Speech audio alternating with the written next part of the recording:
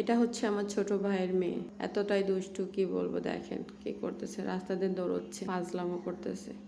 আর এটা হচ্ছে গ্রামের ঐতিহ্যবাহী সেতু। আপনারা কখনো এই সেতুতে উঠছেন? দেখেন আমরা উঠতে হয় আমাদেরকে। আমরা গ্রামে বেড়াতে আসছিলাম কোরবানির ঈদের পরে।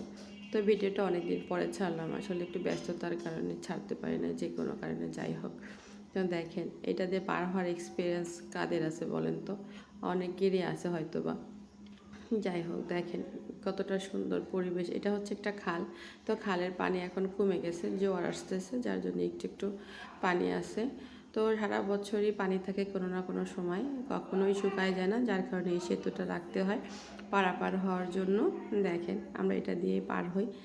আর এত ছোট্ট একটা গাছে দেখেন কি পরিমাণে আম ধরছে, কি বলবো। আর দেখেন আল্লাহর দেওয়ার রহমত। এই তো আমরা হেঁটে হেঁটে যাচ্ছি।